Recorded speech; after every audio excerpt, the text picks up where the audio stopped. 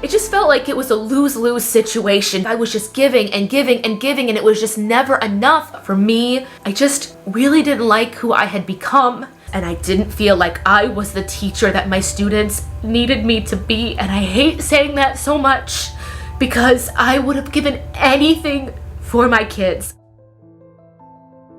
I feel like this is the third huge life update I've given in the year 2018. I'm going into interview to be a general music teacher.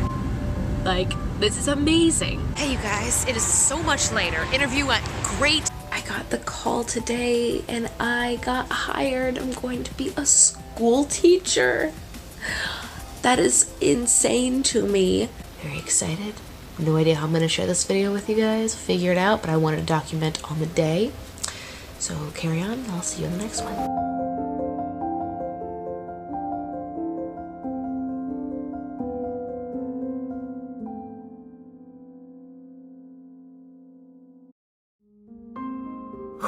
I feel like we do life updates on this channel like once a year. So welcome to this moment that I think most of you saw coming.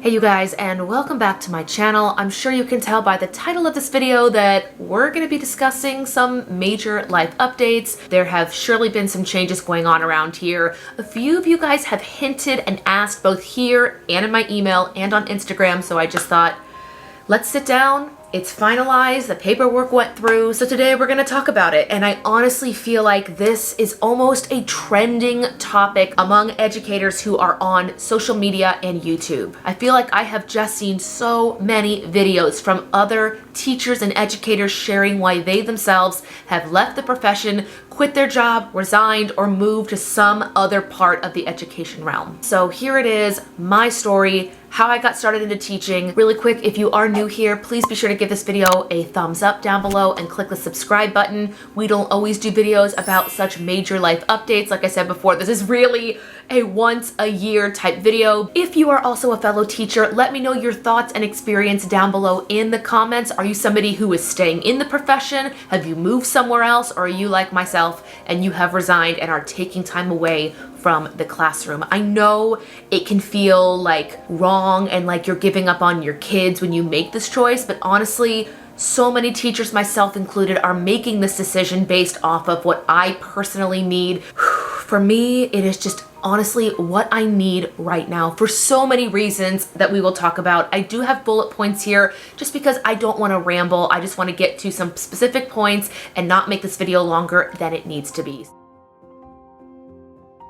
My teaching journey actually did not begin with a full contract. I was substitute teaching in between cruise ship contracts. If you're new to my channel, I used to be a vocalist, singer, performer on Carnival Cruise Lines, and in between my contracts would range between 6 and 8 months. Then they would have you go home between 2 and 4 months, depending on how long you wanted a break and when your next cruise ship was starting or your contract was starting. So I would come home to Columbus, Ohio, see my family and friends, and then I had a license to substitute teach. It gave me an idea of how different districts work, the differences between public and private schools, and more importantly, the age groups I enjoyed teaching. I had no problems with substitute teaching.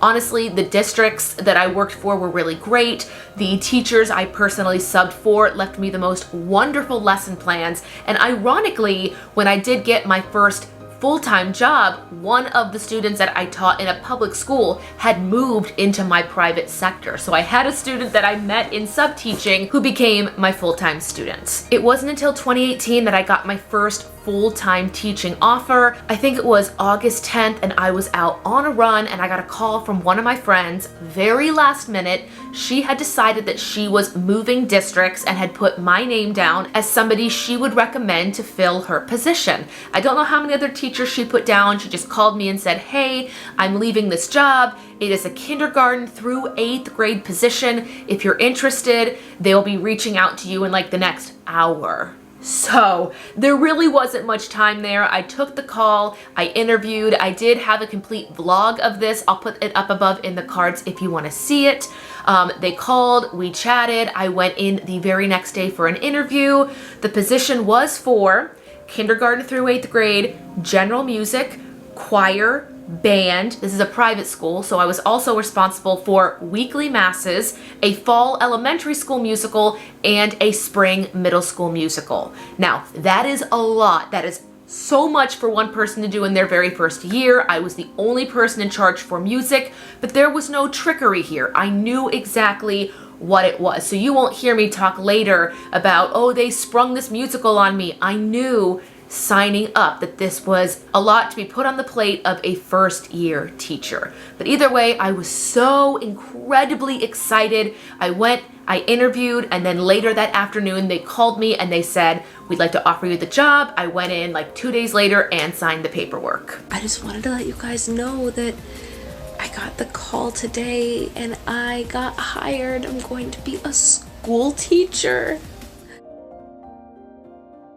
My first year as a full-time teacher was honestly a blur. I was engaged to get married. I just remember trying to tread water. I did have some help from other specialists like our PE teacher, our STEM, library and art, all the specialists. We kind of helped each other out because we were the only person in the building teaching that particular subject. There were some nights that I stayed really late, many mornings that I went in early, but I wasn't burnt out just yet. I was so excited. The adrenaline was running. I was no longer working on cruise ships. Obviously, I had bought a house. I was engaged. It is also worth noting that I was not teaching for Outschool at this time. I was still working for VIP Kid, and the mornings that I wasn't going in early for my teaching job, my classroom job, I would get up, I think at like 5:15 a.m. and I would teach 5:30 to 7:30 a.m. VIP Kid, get dressed, and then get to school by 8 o'clock. Our school day started at 8:40, but we had to be there at 8 o'clock. I did have morning bus duty. All specialists did have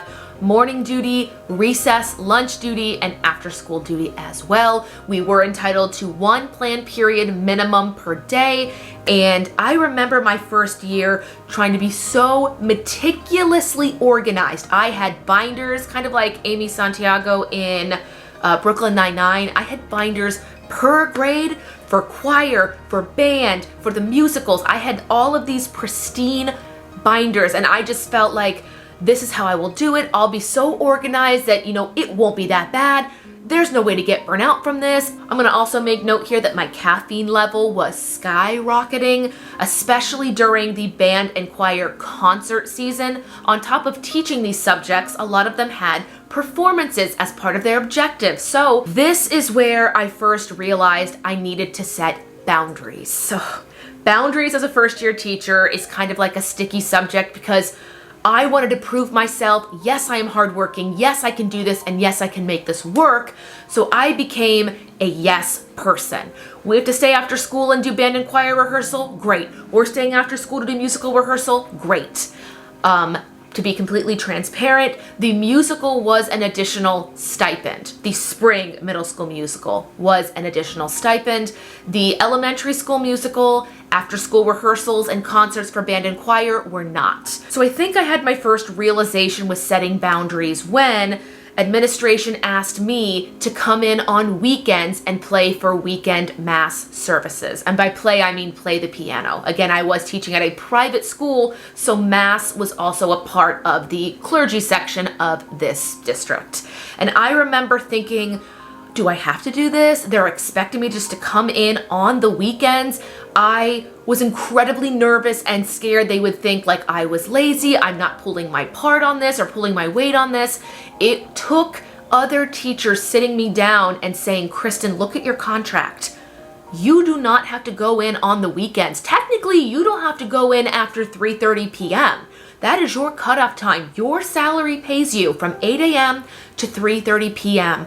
And it was a really stressful thing for me to go in and tell my admin like, hey, I need that time off, like that weekend time is my time. And again, they did agree, but sometimes I still wonder if I had just kept saying yes, would they have kept taking everything I was giving them without a stipend during weekend times? I'm sure other teachers watching this are gonna think, yes, you have to say no. And now looking back, I completely agree. But year one, complete blur. But I remember sitting in my car the very last day of year one. I just sat in my car and I looked at the building and I thought, I did it. I am getting married in 4 months. I made it through this year. We had a musical. They had all their concerts. There was nothing that the program lacked in my first year because I honestly gave my blood, sweat, and tears. You can ask my husband. There were so many nights I would come home and be asleep at 4:30 p.m. and I would sleep through the night and get up at 5:30, teach VIP Kid, and go to school. Now, some of you might think, why were you side hustling your first year as a school teacher?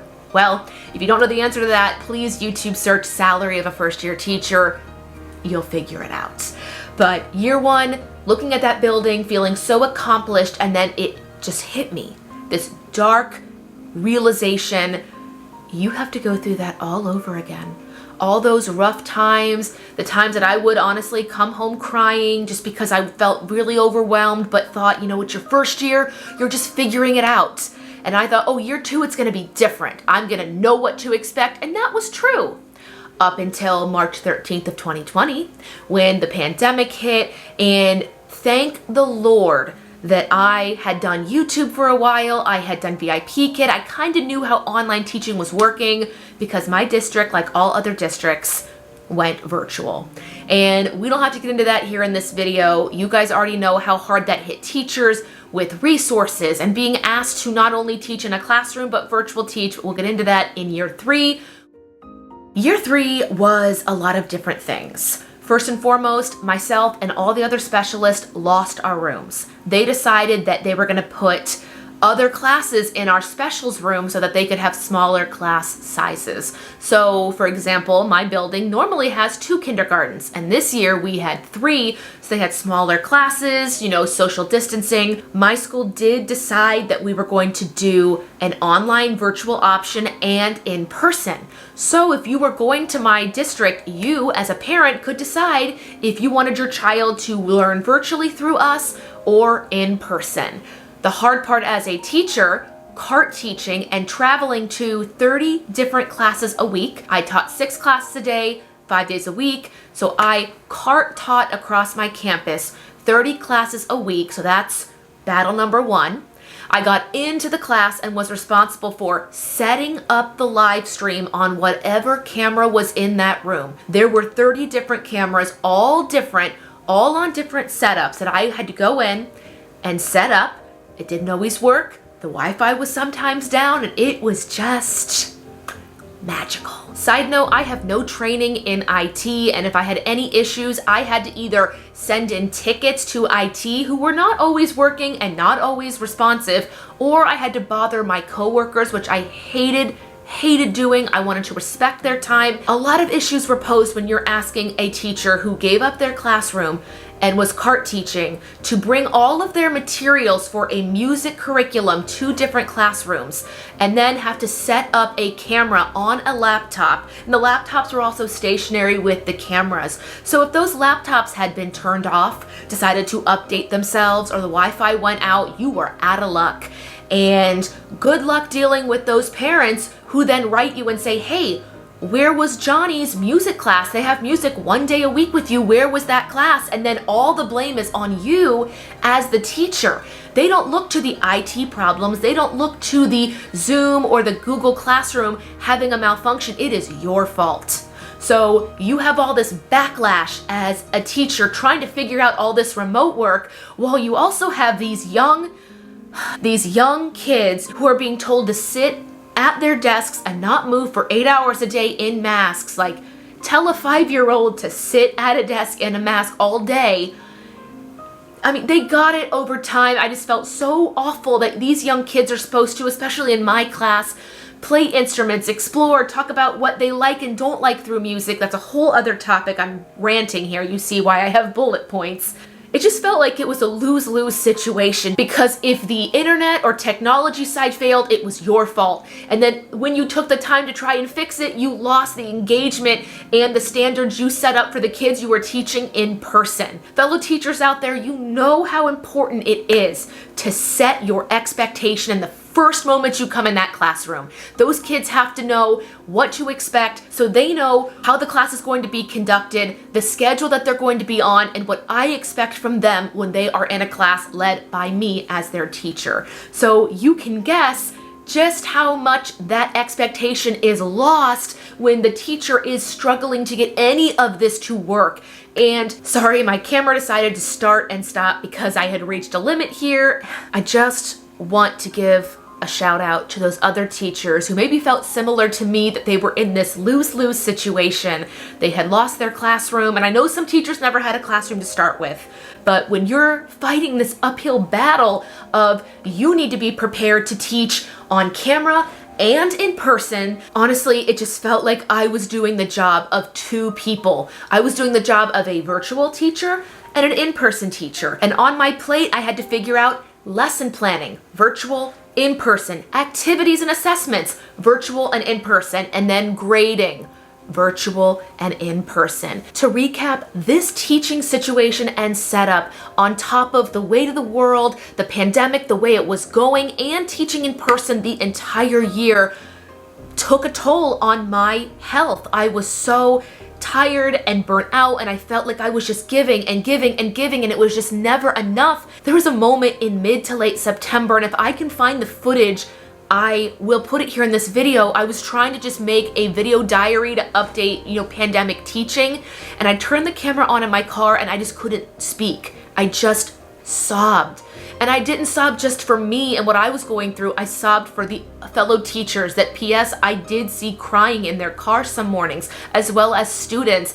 And this wasn't the fault of anybody in my district or any other teachers or educators. This was just the state of the world and how it was, and we were deemed essential, so we were going in, masks on, hoping for the best for our families, sanitizing everything we could. That was also something we had to do as traveling teachers, sanitize their desks, sanitize our materials, and then travel to the next room and pray that the Wi-Fi worked and that the laptop and the camera worked so those virtual kids could get their one-time music class while you were also teaching those that were in person in your room.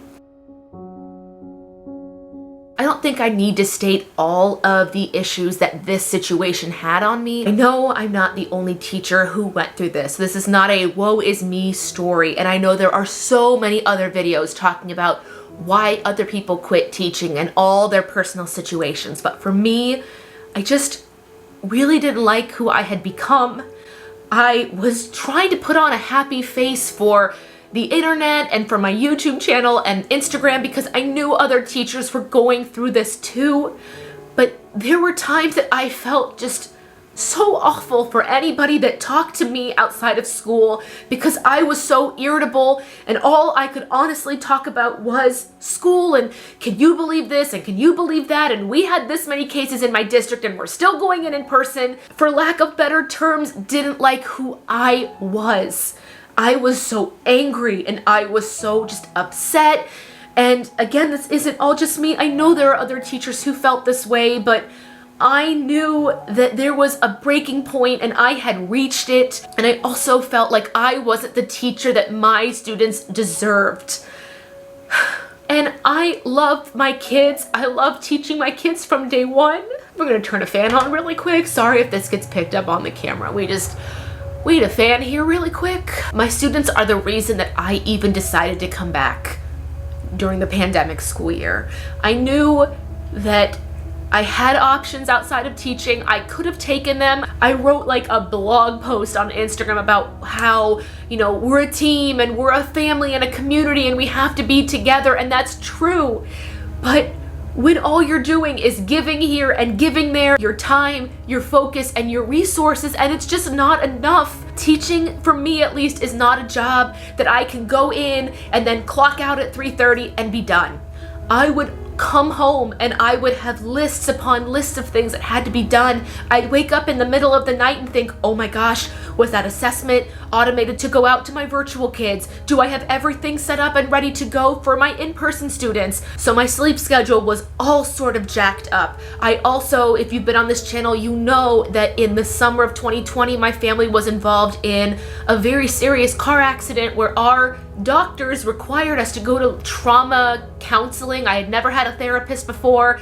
And I remember in one of my last sessions, they were all on Zoom, by the way, my trauma counselor on the Zoom camera looked at me and she went, "Kristen, I don't think you're suffering more from this car accident. I think you are working through things from your job, like seeing all of these kids and your fellow teachers struggling through this experience." And looking back, I think she was right.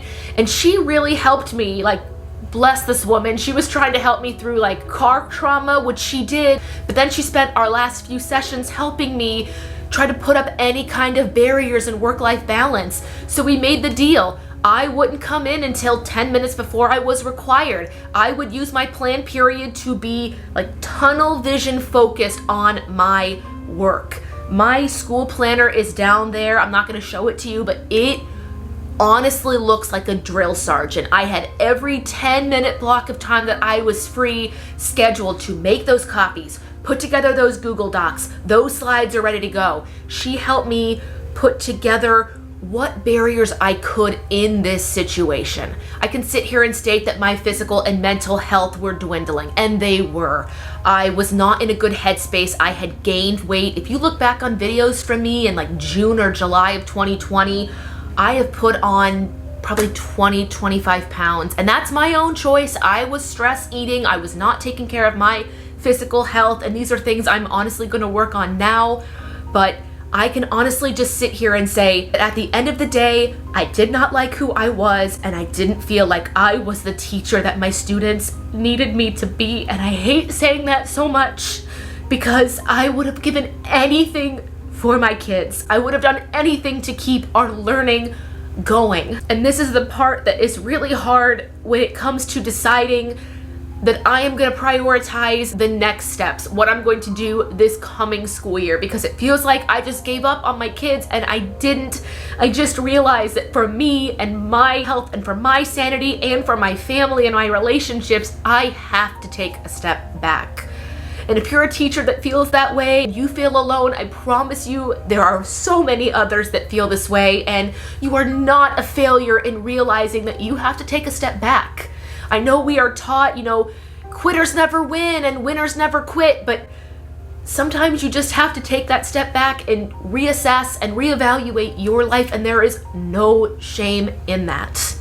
I am so sorry that I rambled for so long. I'm going to edit this to the best of my abilities. I did make a list of the reasons why I am quitting, so in case I edit them out of this video, short and sweet, I really didn't have any disconnect, and it was getting into my mental and physical health. I feel like as a teacher, you are always asked to give and give and give. I did, of course, mention the toll this took on my mental and physical health. My stress was also at an all-time high. I'm now working on cutting down to 1 coffee a day, setting aside time to just sit and breathe, relax, read. I had not done any personal development for me. I wasn't learning anything new for me. As a teacher, of course, we were doing professional development, but I am always wanting to learn new things, and I just feel like I was glued to my job. There was nothing else that mattered. Had to give to my job. And now looking back, I realize there is no bonus. There is no reward for the teacher with the most burnout. There is no reward to the person who came the earliest and stayed the latest.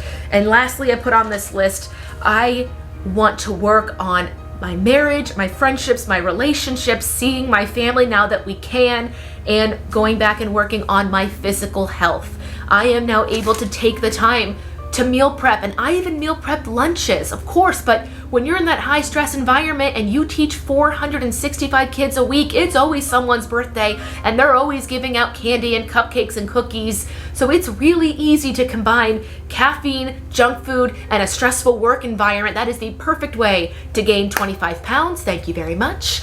But rather than sit here and say I'm a failure for doing that, I'm now taking that step back, reevaluating. Now my schedule has time to either cook or meal prep. I am back on a plan of logging my food into my FitnessPal, and I set aside 20 plus minutes a day to either go for a walk, go for a run, do Zumba, and now I'm getting into lifting.